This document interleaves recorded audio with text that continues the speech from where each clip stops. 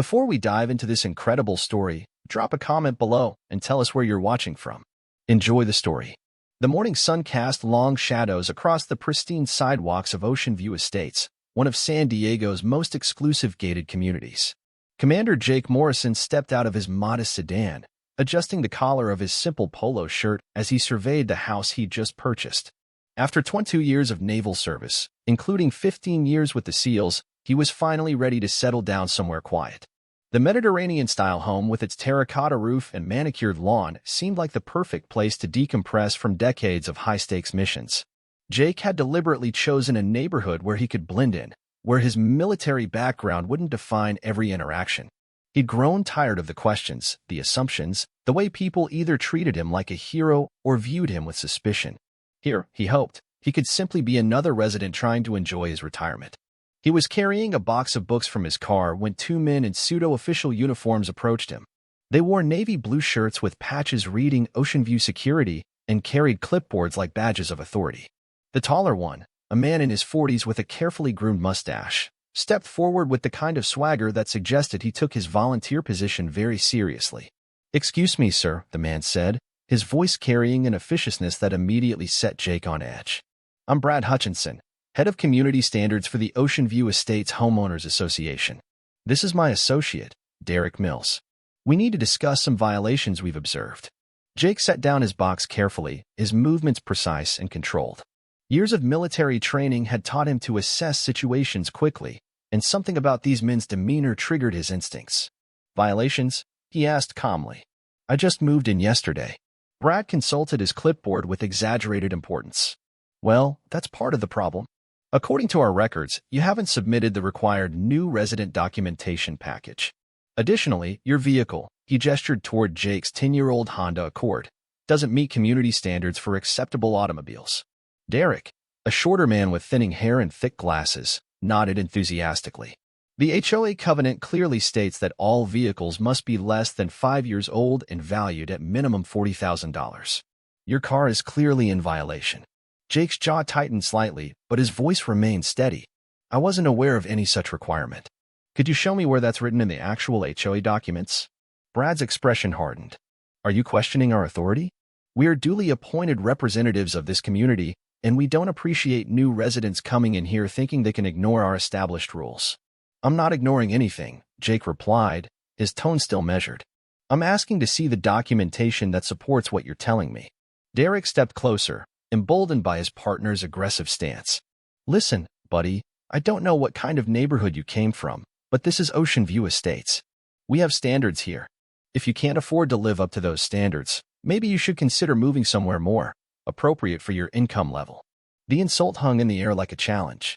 Jake had faced down terrorists in hostile territories, had made split-second decisions that saved lives, had earned the respect of some of the military's most elite warriors. But here, in this peaceful suburban setting, two men with clipboards were treating him like a second-class citizen based on the car he drove. "I understand you have community standards," Jake said, his voice carrying a quiet strength that would have been recognizable to anyone who'd served under his command. "What I don't understand is why you're approaching this in such a hostile manner instead of simply providing me with the information I need to comply." Brad's face flushed red. "Hostile? You want to see hostile? Derek, call the police. This guy is being belligerent and refusing to cooperate with official HOA business." "Wait a minute," Jake said, raising his hands in a peaceful gesture. "There's no need to escalate this. I'm happy to work with you to resolve any issues." But Derek was already pulling out his phone, dialing with theatrical urgency. "Yes, police? We have a situation at Ocean View Estates. We have an individual who's violating multiple community standards and becoming aggressive when confronted by HOA officials." Jake listened to the one-sided conversation with growing disbelief. The man was completely misrepresenting what had just occurred, making it sound as though Jake had been threatening or violent. In reality, he'd been nothing but respectful, even in the face of their obvious attempts to intimidate him. "They're sending a unit right away," Derek announced, snapping his phone shut with satisfaction. "Maybe spending a few hours in jail will help you understand how seriously we take community standards here." "This is ridiculous," Jake said, though he kept his voice calm. "I haven't broken any laws, and I haven't violated any legitimate HOA rules. You're manufacturing a crisis where none exists." Brad stepped closer, clearly enjoying what he perceived as his position of power. "You know what your problem is, Morrison? You think you can just waltz into our community and do whatever you want. Well, let me tell you something. We've dealt with troublemakers before. We know exactly how to handle people who don't respect authority." The irony of being lectured about respecting authority by two civilians playing dress-up wasn't lost on Jake. He'd spent more than 2 decades in actual service to his country, following and giving orders that carried life-and-death consequences.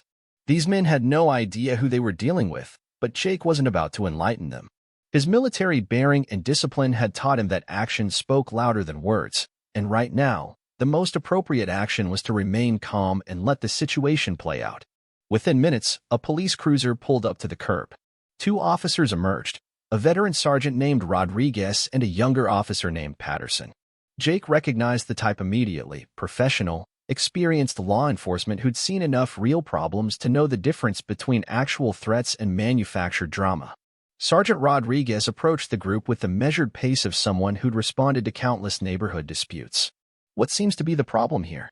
Brad immediately launched into his prepared narrative. "Officers, thank goodness you're here. This individual has moved into our community and is flagrantly violating multiple HOA regulations.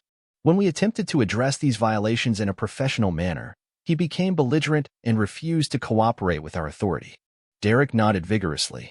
He was completely disrespectful and seemed like he might become violent. "We felt threatened." Sergeant Rodriguez looked from the 2 HOA representatives to Jake, taking in the scene with experienced eyes. Jake stood quietly, his posture relaxed but alert, showing none of the agitation or aggression that had been described. His hands were visible, his stance non-threatening, and his expression calm despite the obvious frustration he must be feeling. "Sir," Rodriguez addressed Jake, "could you tell me your side of what happened here?" "Certainly, officer," Jake replied, his voice steady and respectful. "I was moving boxes into my new home when these gentlemen approached me about some alleged HOA violations. I asked to see the documentation supporting their claims, and they became hostile. When I continued to ask reasonable questions, they called you." Officer Patterson had been quietly observing the interaction, and something about Jake's demeanor caught his attention. There was a quality to the man's bearing, a subtle confidence and discipline that suggested military background. Patterson had served 4 years in the Army before joining the police force, and he recognized the signs. "Mr. Morrison," Rodriguez continued, consulting the information Derek had provided, "do you have identification we could see?" Jake reached slowly into his wallet and produced his driver's license. As Rodriguez examined it, Jake added, "I also have my military ID if that would be helpful." The mention of military service caused a subtle shift in the officer's attention. Patterson stepped closer, his interest clearly piqued. "What branch did you serve in, sir?" "Navy," Jake replied simply. 22 years. Brad interrupted impatiently. "I don't care if he was in the Navy or the circus. He's violating our community standards, and we want him arrested for trespassing and disturbing the peace." Rodriguez held up a hand to silence Brad while continuing to study Jake's identification. "Mr. Morrison, you said you just moved in yesterday?" "That's correct. I purchased the house at 1247, Seaview Drive. I have all the closing documents if you need to see them." "He's lying," Derek interjected. "Nobody told us about any new residents. We would have been notified." Officer Patterson spoke up. "Actually, sir, property sales don't typically require HOA notification until after closing. If Mr. Morrison just moved in yesterday, there's no legal requirement for him to have contacted you yet." Brad's face grew redder. "Are you taking his side? We called you here because this man is causing problems in our community." Rodriguez's patience was clearly wearing thin. "Sir, from what I can see, the only problem here is a disagreement about HOA rules. That's a civil matter, not a criminal one. Unless there's been an actual crime committed, there's nothing for us to arrest anyone for."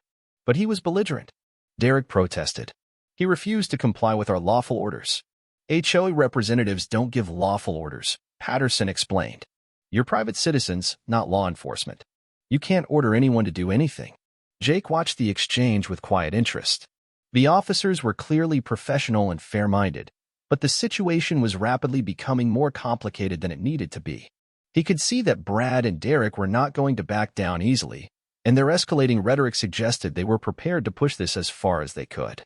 "Officers," Jake said calmly, "I'm happy to cooperate with any legitimate investigation. If there are actual HOA violations, I'm willing to work with the appropriate channels to resolve them. But I think there may be some confusion about what authority these gentlemen actually have. Brad exploded. Confusion? There's no confusion. We are the duly elected representatives of this community, and we have every right to enforce our standards. Actually, Rodriguez said, pulling out his phone, let me contact the HOA management company to clarify the proper procedures here. While Rodriguez made his call, Derek continued his aggressive posturing. You know what I think? I think this guy is probably some kind of stolen valor case. He's probably never been in the military at all. He's just using that as an excuse to try to get special treatment. The accusation hit Jake like a physical blow. In all his years of service, through all the challenges and dangers he'd faced, nothing had prepared him for the casual dismissal of his sacrifice by someone who'd clearly never worn a uniform himself. The suggestion that he was lying about his military service struck at the very core of his identity and honor. Officer Patterson saw the change in Jake's expression and stepped slightly closer. Sir, are you all right? Jake took a deep breath, drawing on decades of training to maintain his composure.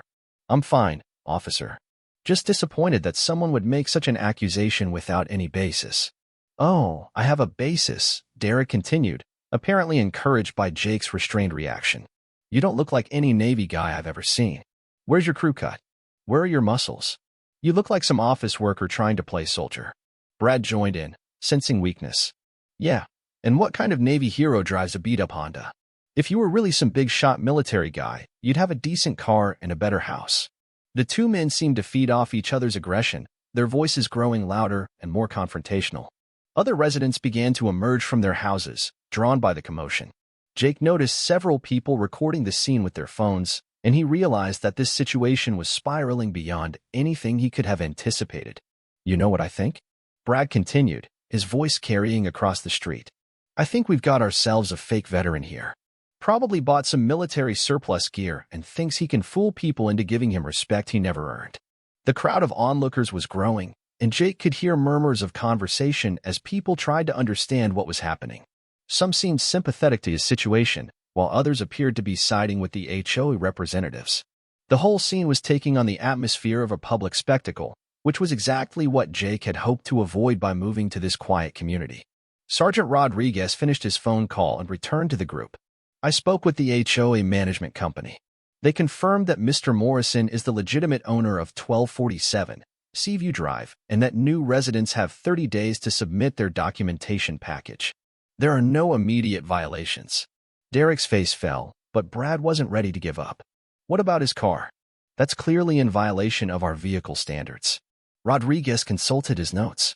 According to the management company, the vehicle policy you mentioned isn't actually in the current HOA covenant. It was proposed at a meeting last year, but never approved by the membership. The revelation should have ended the confrontation, but instead of backing down, Brad became even more agitated. That's impossible. We've been enforcing that policy for months. Illegally, apparently, Patterson observed dryly. Jake felt a moment of vindication, but it was short-lived. Derek, apparently realizing that their official authority was crumbling, decided to double down on his personal attack. I don't care what some management company says, Derek announced loudly enough for all the gathered neighbors to hear. This guy is a fake, and I'm not going to stand here and let him disrespect our community with his stolen valor act. The accusation of stolen valor was serious enough that several of the watching neighbors began to murmur among themselves. Jake could see doubt creeping into some of their expressions, and he realized that Derek's strategy was working. By making the accusation publicly and repeatedly, he was planting seeds of suspicion that would be difficult to overcome. Officer Patterson, however, had heard enough. Sir, that's a very serious accusation. Do you have any evidence to support it? Derek waved his hand dismissively. Look at him. Does he look like a Navy SEAL to you? I never said I was a SEAL, Jake interjected quietly. Oh, now you're backing down from your story? Brad jumped on the perceived inconsistency. First you're military, now you're not a SEAL. What's next? Are you going to admit you were never in the Navy at all? Jake's patience was finally beginning to wear thin. I said I served in the Navy for 22 years. I didn't specify my rating or assignment. Rating? Derek laughed mockingly. See? He doesn't even know military terminology. Real Navy guys don't say rating like that. The crowd was growing larger, and Jake could see phones recording from multiple angles. He realized that whatever happened next would likely end up on social media, possibly going viral. The thought of his military service being publicly questioned and mocked was almost unbearable. Sergeant Rodriguez stepped between Jake and the HOA representatives. "Gentlemen, this has gone far enough. Mr. Morrison has done nothing wrong, and you're making serious accusations without evidence. I'm going to ask you to step back and let this situation cool down." But Brad was beyond reason now. "No, we're not backing down. This man came into our community under false pretenses, and we have a right to protect ourselves from fraudsters and liars. He's probably getting veteran benefits he doesn't deserve," Derek added. "Probably stealing money from real heroes while he sits around in his cheap car pretending to be something he's not." The personal attacks were becoming increasingly vicious, and Jake could feel his carefully maintained composure beginning to crack. These men were not just questioning his compliance with HOA rules. They were attacking his character, his integrity, and his service to his country. Everything he had sacrificed for, every mission he had completed. Every brother-in-arms he had served alongside was being dismissed and mocked by two civilians who had likely never put their lives on the line for anything more dangerous than a neighborhood dispute. Officer Patterson could see the situation deteriorating and made a decision. "Mr. Morrison, would you mind if I took a look at your military ID? Just to clear up any confusion." Jake reached into his wallet and handed over his military identification card. Patterson examined it carefully, noting the various codes and designations that most civilians wouldn't understand. What he saw there made him look up at Jake with new respect. "Sir," Patterson said quietly, "could you step over here with me for a moment?" They moved a few feet away from the crowd, and Patterson spoke in a low voice. "Mr. Morrison, I'm Army myself for years. I can read military IDs, and unless I'm mistaken, you're not just Navy. You're Special Operations." Jake nodded slightly. "I'd prefer to keep that private, if possible." Patterson glanced back at the two HOA representatives, who were still holding court with the gathered neighbors, continuing to spread their accusations of fraud and stolen valor. "Sir, with respect, I don't think they're going to let this go. They've made this public, and they're damaging your reputation based on completely false information." "I understand that, officer. But I've spent my career trying to stay out of the spotlight. I don't want to make a scene." "Sir, they've already made the scene. The question now is whether you're going to let them control the narrative." Jake looked at the crowd of his new neighbors, many of whom were still recording and listening to Brad and Derek's continued accusations. He could see doubt and suspicion in their faces, and he realized that his hopes for a quiet retirement in this community were already destroyed. These men had made sure of that. "What would you suggest, officer?" Patterson thought for a moment.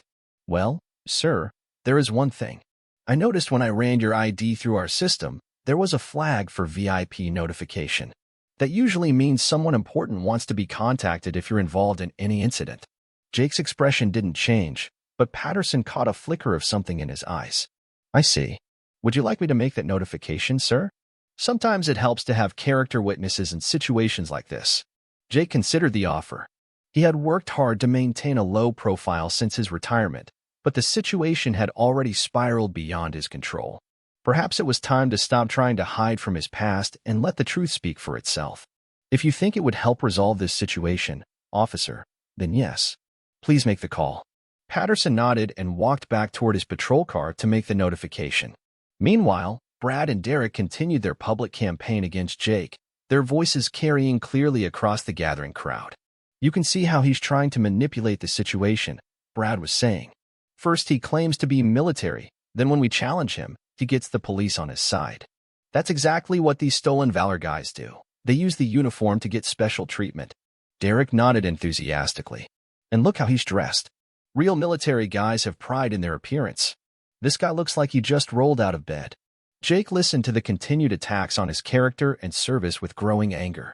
These men had no idea what they were talking about, no understanding of what military service actually meant, and no concept of the sacrifices that real veterans had made. Their casual dismissal of his 2 decades of service was not just insulting, it was a betrayal of everything he had fought to protect.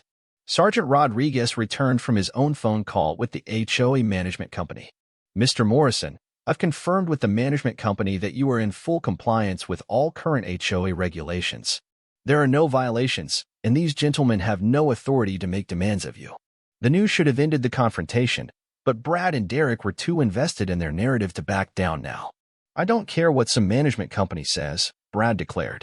"We know a fake when we see one, and this guy is as fake as they come."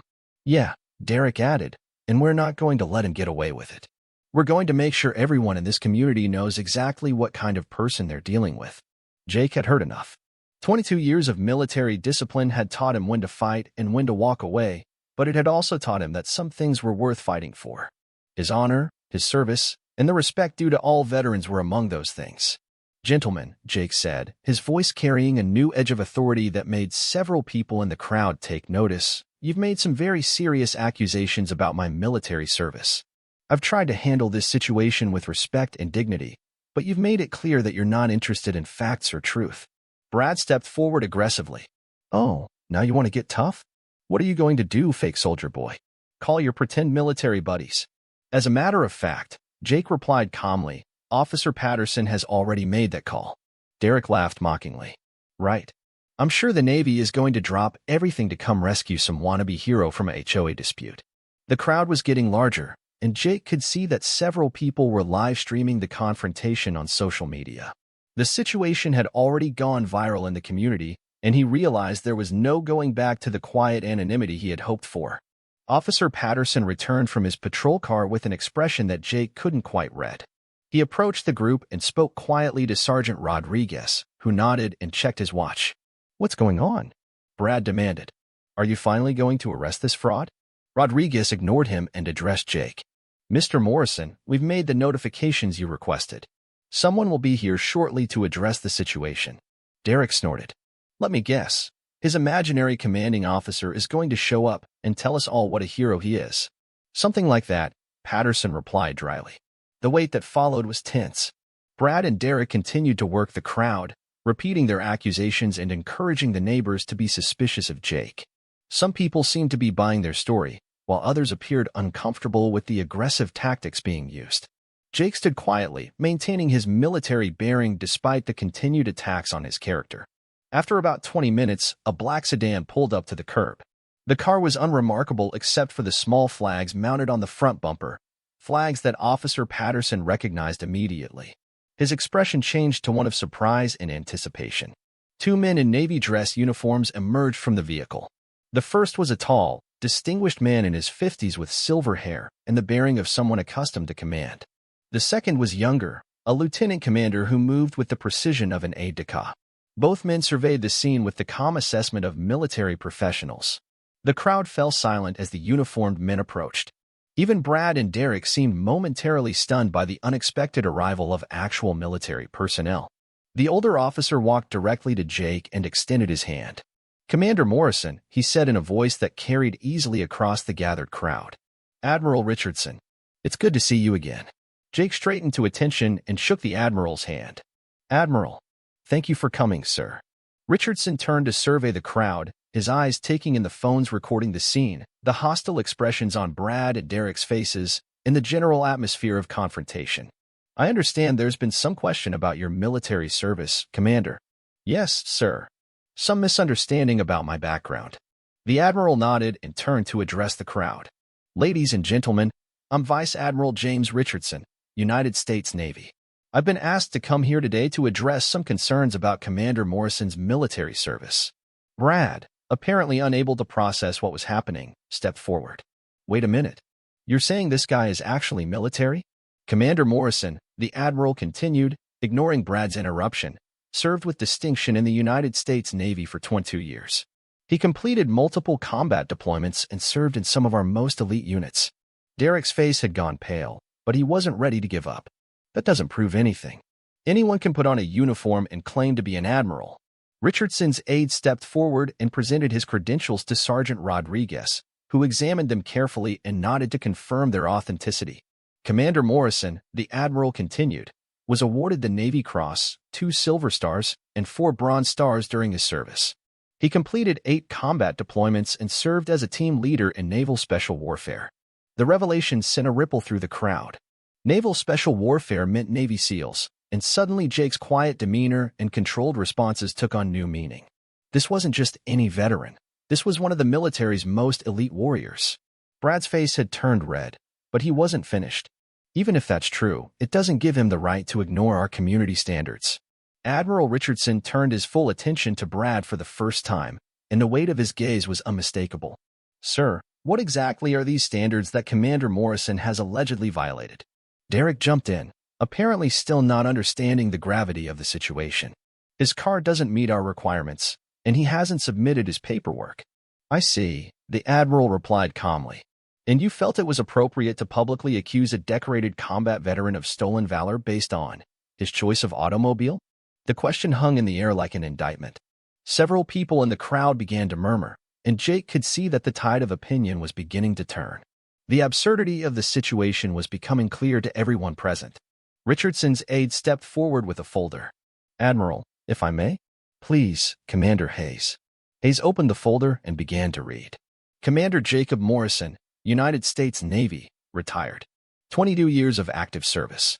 Graduate of Basic Underwater Demolition/SEAL Training, Class 234. Multiple combat deployments to Iraq, Afghanistan, and classified locations. Team Leader, SEAL Team 6. Recipient of the Navy Cross for Extraordinary Heroism during Operation Neptune's Trident. Stop, Derek interrupted weakly. We get it. But Hayes continued. Silver Star for gallantry in action during the rescue of captured personnel in Afghanistan. Silver Star for heroism during counterterrorism operations in Iraq. Bronze Star with V device for valor during combat operations. The list went on, each award and commendation adding weight to the reality of Jake's service. The crowd had grown completely silent, and even Brad seemed to be grasping the magnitude of their mistake. Admiral Richardson took back control of the situation. Commander Morrison chose to retire quietly and live a private life. He never sought recognition or special treatment. He simply wanted to be a good neighbor and contribute to his community. Jake stepped forward. Admiral, with respect, I appreciate you coming here, but I don't want to make this a bigger issue than it needs to be. Commander, Richardson replied, you've spent your entire career putting the mission and your teammates before yourself. But sometimes it's important to stand up for what's right, not just for you, but for all the veterans who face this kind of ignorant prejudice. He turned back to the crowd. Ladies and gentlemen, Commander Morrison and thousands of men and women like him have sacrificed years of their lives, missed birthdays and holidays with their families, and put themselves in harm's way to protect the freedoms we all enjoy. The idea that anyone would question their service based on superficial judgments is not just wrong, it's shameful. Brad tried one last desperate attempt to save face. Look, we didn't know. How were we supposed to know he was some kind of war hero? Richardson's response was swift and sharp. You weren't supposed to know, sir. That's exactly the point. You made assumptions and accusations based on nothing but prejudice and ignorance. You publicly humiliated a man who has served his country with honor, and you did it because he didn't meet your arbitrary standards of what a veteran should look like. Derek had shrunk back into the crowd, clearly hoping to disappear entirely. But the Admiral wasn't finished. Let me be very clear about something, Richardson continued, his voice carrying the authority of decades of command. Commander Morrison could afford any car he wanted.